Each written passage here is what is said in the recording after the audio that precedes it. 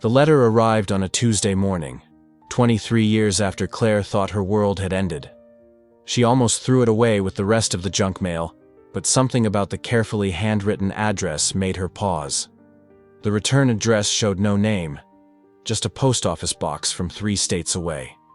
Inside, a single photograph fell onto her kitchen table. A young woman with Claire's own green eyes and her mother's stubborn chin stared back at her. The resemblance was unmistakable, haunting. On the back, someone had written in careful cursive, "My name is Isabella. I think you might be my mother."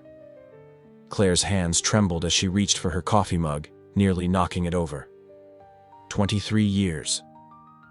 23 years since she'd held her newborn daughter for exactly 17 minutes before the nurses took her away. 23 years since her parents had returned from the hospital with tear-stained faces, telling her the baby hadn't made it through the night. She was only 16 then, scared and overwhelmed. Her parents, Margaret and Robert Whitman, had been pillars of their small community. He was the town's most respected banker. She ran the church auxiliary. When Claire came home with the news of her pregnancy, their disappointment had been palpable, but they'd promised to help her through it. "We'll handle everything," her mother had said, stroking Claire's hair as she sobbed on the living room couch. "You're too young for this burden, sweetheart. We'll make sure everything works out." The pregnancy had been hidden from their neighbors and friends. They'd sent Claire to stay with her aunt in the next county for the final months, telling everyone she was attending a special academic program. The birth itself was a blur of pain and exhaustion at a small private clinic 2 hours from home. But those 17 minutes, Claire remembered every second. The weight of her daughter in her arms, the way she'd opened her eyes and seemed to look right at her, the tiny fingers that had gripped Claire's thumb with surprising strength. She'd whispered promises she'd thought she'd never be able to keep. "I love you. I'm sorry. I'll always love you." Then the nurses had taken her away for routine checks, her parents following close behind to handle the paperwork. When they returned hours later, their faces told the story before their words could. "She was too small," her father had said, unable to meet Claire's eyes. "Her heart, there were complications we didn't know about. The doctors did everything they could." Claire had screamed until her voice gave out. The grief had consumed her for months, and even now, decades later, she still felt the hollow ache of loss every year on what would have been her daughter's birthday. She'd moved across the country for college, rarely returning home. Her relationship with her parents had never fully recovered, though they'd all pretended everything was normal during their infrequent visits. She'd built a successful career as a graphic designer, married a kind man named David, and they'd raised 2 wonderful sons together. But there had always been a shadow, a missing piece she'd learned to live with but never truly accepted. Now, staring at Isabella's photograph, Claire felt that old wound tearing open. The girl, woman now, had her father's nose too, she realized. Tommy Richardson, her high school boyfriend, who disappeared the moment she'd told him about the pregnancy. His family had moved away that same month, leaving no forwarding address. Claire turned the photograph over and read the message again. Below the first line, there was more. "I was born on March 15th, 2001, in Riverside County. I've been looking for you for 3 years. If you're willing, I'd like to meet you. I have so many questions." March 15th. The date was seared into Claire's memory. The day her parents said her daughter had died. The day she'd mourned every year since, lighting a candle and whispering apologies to the wind. Her phone buzzed on the counter, startling her. David's name appeared on the screen, probably calling to confirm their dinner plans. She let it go to voicemail, unable to find her voice. How could she explain this? How could she tell her husband of 15 years that the daughter she'd grieved might be alive? That her parents might have... She couldn't even finish the thought. It was impossible. Her parents weren't perfect, but they weren't monsters. They wouldn't have lied about something so devastating, so fundamental. Would they? But as she stared at Isabella's face, seeing her own features reflected back at her, doubt began to creep in like poison. There had been inconsistencies she'd been too grief-stricken to notice at the time. The funeral had been closed casket, held just 2 days after the birth. No one else from the hospital had spoken to her.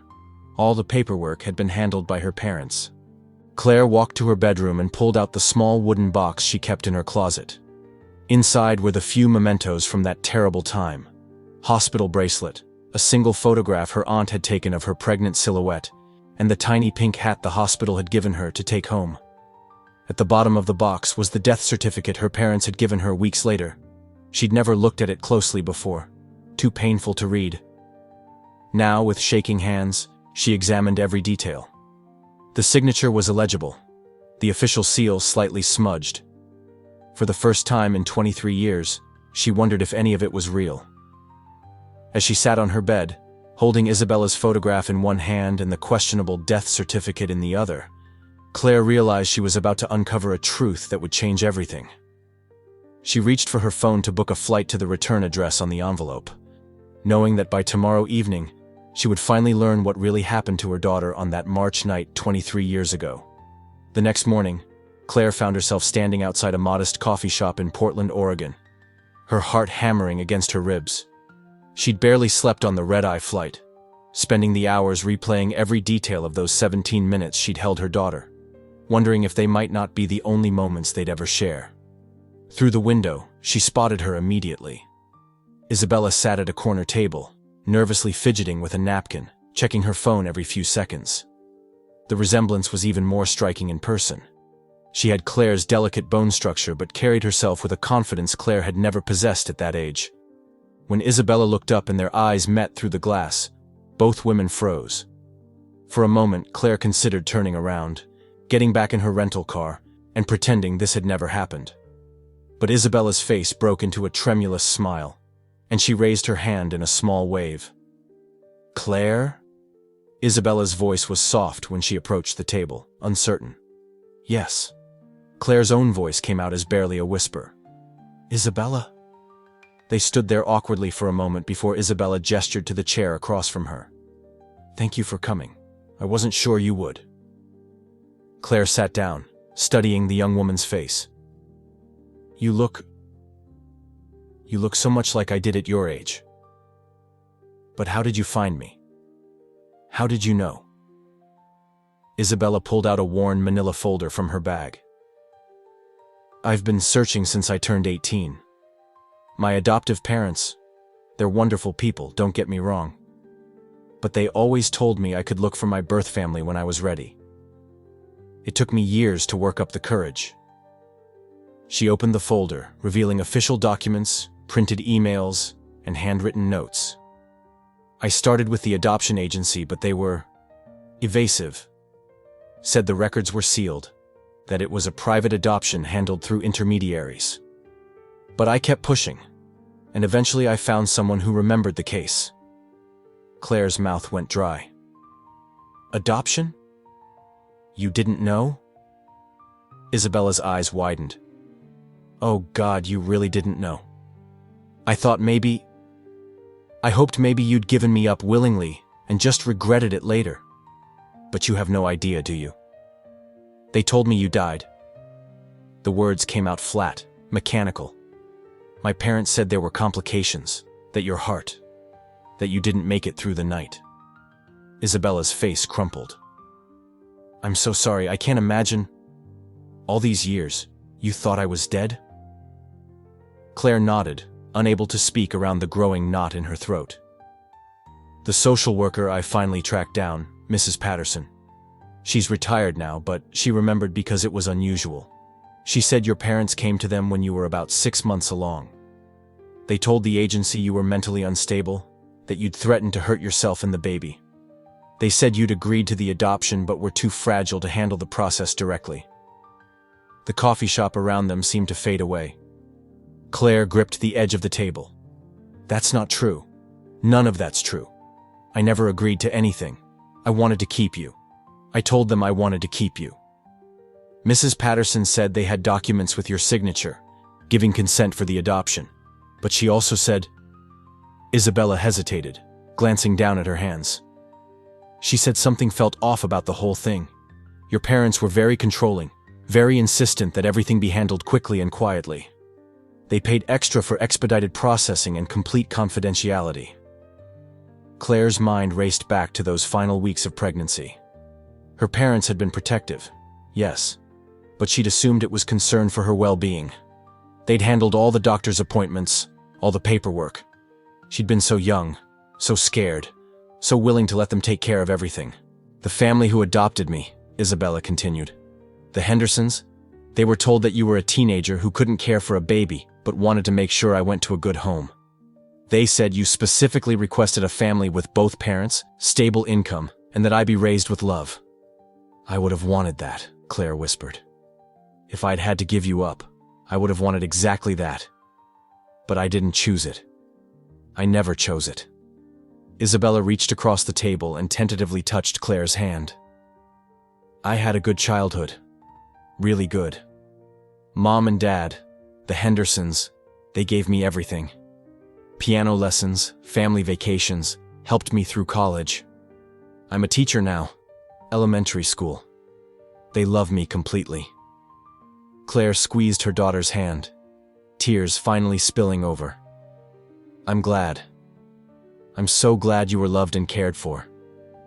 But Isabella, I grieved for you. I've grieved for you every day for 23 years. I light a candle on your birthday and tell you how sorry I am that I couldn't save you. March 15th, Isabella said softly. I always wondered why I felt sad on my birthday. Like something was missing. They sat in silence for a few minutes, hands clasped across the small table. Finally, Isabella spoke again. There's something else. Mrs. Patterson gave me copies of some of the paperwork. The adoption fees were substantial, enough that she remembered it specifically. Your parents paid almost $50,000 to make this happen quickly and quietly. Claire's blood turned to ice. $50,000 in 2001 would have been significant for her parents, but not impossible. Her father's bank had been doing well, and they'd always lived modestly. But to spend that much to give away their own grandchild. Why? Claire asked, though she was beginning to understand. Her parents' reputation in their small town meant everything to them. An unwed teenage daughter would have been a scandal they couldn't bear.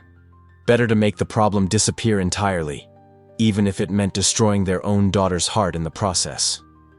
I think, Isabella said carefully, they thought they were protecting you, and themselves, but mostly themselves. Claire looked at this poised, intelligent young woman, her daughter, and felt a mixture of overwhelming love and devastating loss. 23 years of bedtime stories, first days of school, graduation, heartbreaks, and triumphs.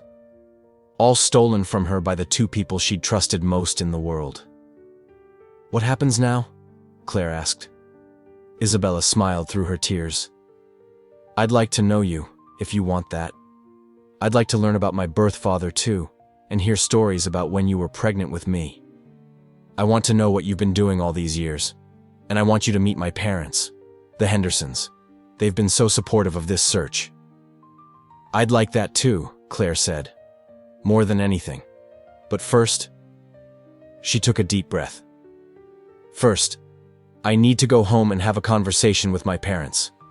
Isabella nodded solemnly. Do you want me to come with you? Claire considered it for a moment, then shook her head. This is something I need to do alone. But Isabella, will you give me your phone number? I don't want to lose you again. As they exchanged contact information and made plans to meet again the following week, Claire felt a strange mixture of joy and rage building in her chest. She had her daughter back, miraculous, impossible, but real. But she also had to confront the people who had stolen 23 years from both of them. Walking back to her rental car, Claire pulled out her phone and booked a flight home.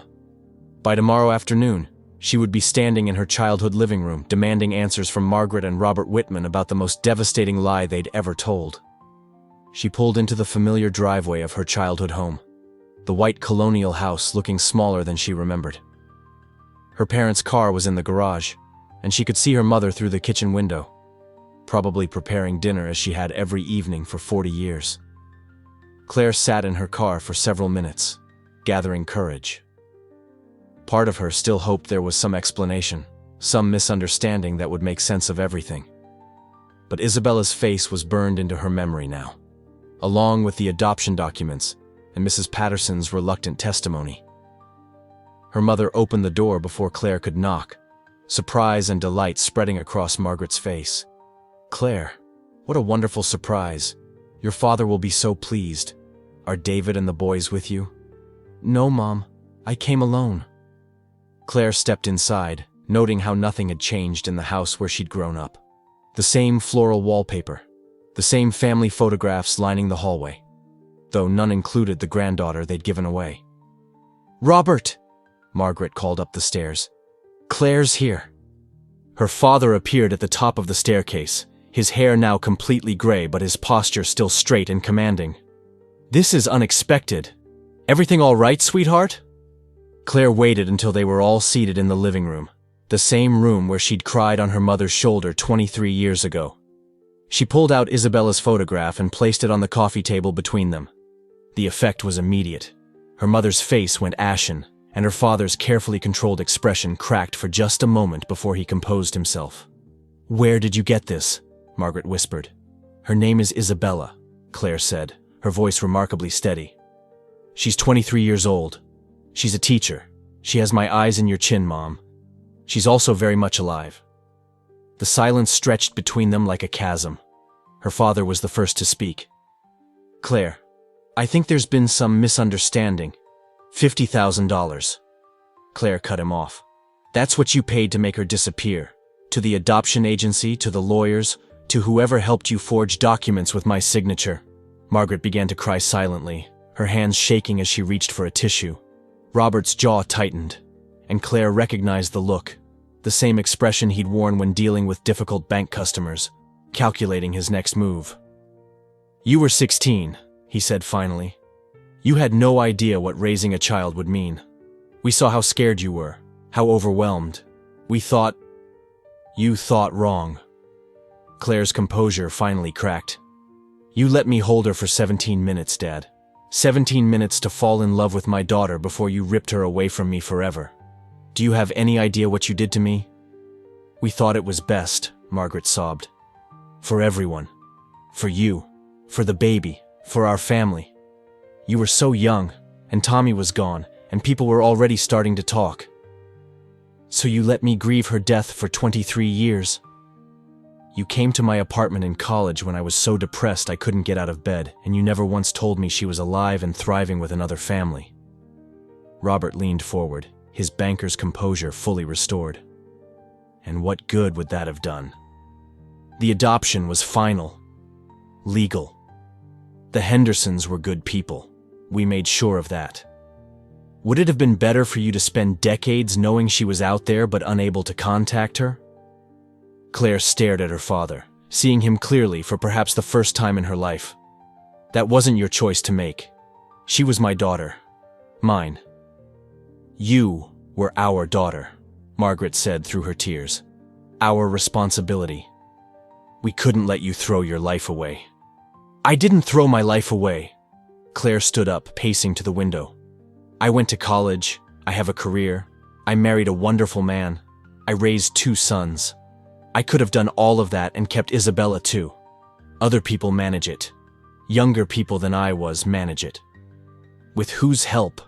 Robert asked coldly. "We weren't prepared to raise another child at our age, and you had no resources, no support system except us. You never asked me what I wanted. You never gave me a chance to try." Claire turned back to face them. "You made the decision that protected your reputation and your comfort, and you let me live with the consequences." Margaret looked up at her daughter with red-rimmed eyes. "We thought you'd get over it. Young hearts heal. We thought in time you'd understand we'd done the right thing." "Get over losing a child?" Claire's voice was barely controlled. "Get over thinking I'd failed so completely as a mother that my baby died? Do you know I blamed myself? I thought maybe if I'd eaten better, or rested more, or been less stressed about the whispers at school, I thought it was my fault she died." The admission hung in the air like a physical presence. Margaret's crying intensified, and even Robert looked shaken. "We never meant for you to blame yourself," Margaret whispered. "But you never corrected it either. Not in 23 years of watching me torture myself every March 15th. Claire walked back to the coffee table and picked up Isabella's photograph. She wants to meet you, eventually. She's curious about her biological grandparents. She looked between her parents. I haven't decided if I'm going to let that happen. Robert straightened his shoulders.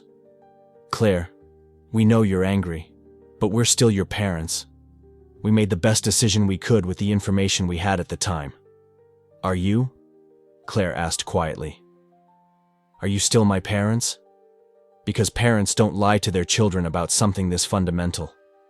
Parents don't steal their children's babies and let them grieve fake deaths for decades. I'm not sure what you are to me anymore, but I don't think it's parents.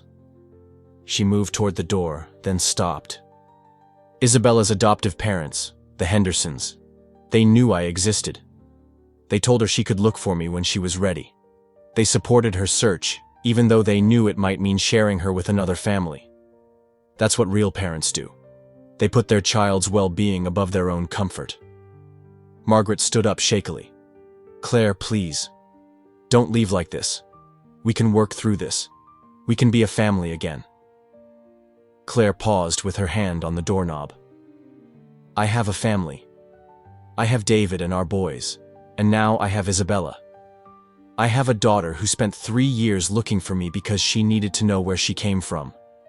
She's brave and kind and everything I hoped she would be, despite what you took from both of us. She opened the door, then looked back one final time. If you want any chance of being part of our lives going forward, you'll need to do more than say you thought you were doing the right thing. You'll need to understand why what you did was unforgivable, and you'll need to figure out how to live with that. 3 weeks later, Claire stood in her own kitchen, watching through the window as Isabella played in the backyard with Claire's 2 sons, her half-brothers. The Hendersons had come for dinner, along with David, and the house was full of laughter and conversation. The sound of a family expanded rather than divided. Her phone buzzed with a text from her mother. We've been seeing a counselor, learning about adoption trauma and what we put you through. When you're ready to talk, we're ready to listen. We love you both. Claire looked at the message for a long moment, then deleted it without responding. Some wounds needed time to heal, and some relationships needed to be rebuilt from the ground up. But as she watched Isabella chase her sons around the swing set, their laughter carrying on the evening breeze, Claire knew that some miracles were worth the wait, even if they came 23 years too late. Thank you for watching until the end. If you enjoyed the video, make sure to like and subscribe to the channel. There's a lot more interesting content coming soon.